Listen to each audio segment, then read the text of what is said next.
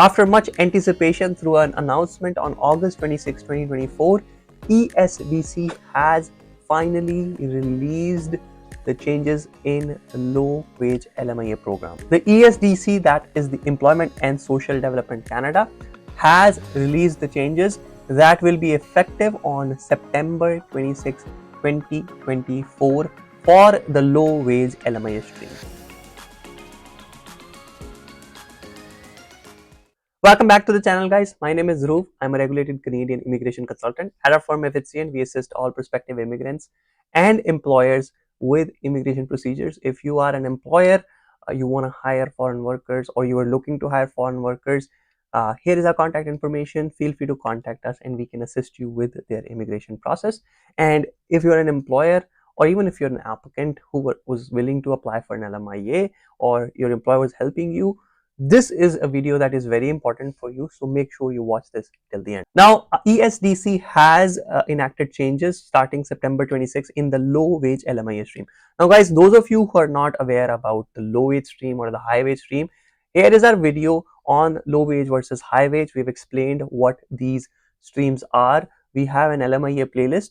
Please make sure you watch that to understand the differences between low-wage, high-wage peer support, and here on understand the rest of this video. Now, before we go into the low-wage LMIA stream changes, let's quickly answer the comment of the week. This comment is about PGWP application. The question is, my study permit is expired. I had applied for extension. Before the extension is approved, I am looking to apply for PGWP. Do I still need to apply for restoration? Do you need to pay the restoration fee? How should I go about it? Now, if you applied for study permit extension before the expiry of your current study permit, you have maintained your status, so you are in legal status.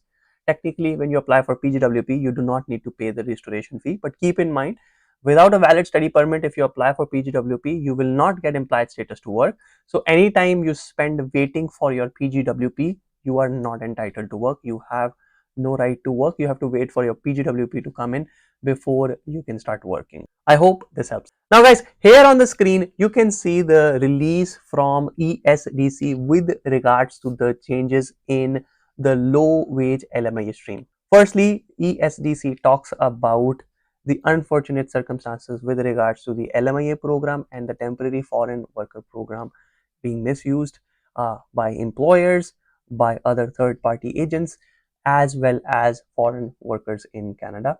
And they specifically talk about the fraud that is going on around with the LMIA. This comes as another step where the government is now in a mode where they are trying to crack down, they're trying to clean up, and hence they are enacting these changes in the low-wage stream. So what are these changes? Let's find out. The number one change is that the government is saying that they are not going to process the low-wage stream LMIA application starting September 26 in the metro areas or in the areas inside Canada where the unemployment rate is 6% or higher. So that's a blanket ban. If your area where you're located has an unemployment rate of 6% or higher, you would not be able to get your LMIA processed. They will refuse to process under the low-wage stream.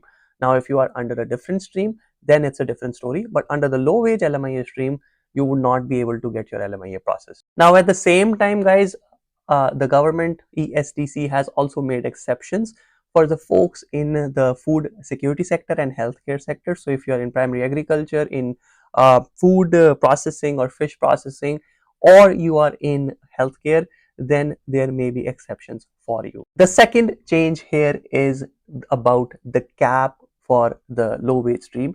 Now, guys, before the cap used to be 20% of the total number of employees you had. So say that you had 100 employees, roughly talking, the calculation is a little more complicated than this, but roughly talking, if you had 100 employees working for you, you can hire 20 under the low-wage stream you could have hired. But now the government is saying they are going to change it to 10% only. So if you have 100 employees roughly, you can only hire 10 employees under the low-wage stream of the LMIA program. ESDC had already done a reduction in the cap in March of 2024 this year itself, wherein for some industries the cap was 30%, that was reduced to 20%, and now there comes another reduction to reducing the cap to 10%. So we have had two restrictions on the cap already this year, And again, seasonal and non-seasonal jobs in food security sector as well as the healthcare sector will be accepted. They'll make exceptions towards these sectors. Third and the most important point here is that the maximum duration of hiring for workers under the low wage stream will be only 1 year. It will be reduced from 2 years to 1 year. So if you're hiring someone under the low wage stream, you could only hire them for a 1 year period, not more than that. So guys, these are some very meaningful restrictions to the low wage LMIA program. Unfortunately, these restrictions come in at a time where a lot of immigrants are already struggling and where the government is pressing down upon the temporary foreign worker program and reducing the number of temporary residents in Canada. The government is trying to balance things out very hardly, and as we can see in all different provinces everywhere, programs are being impacted, and the LMIA program is no exception. Now guys, the low wage stream is being restricted. However, the high wage stream and the PR supporting stream, so far there hasn't been any official announcement with regards to these streams. I know for the PR support stream, we've heard some rumors, we have heard certain things being said that ESDC may implement.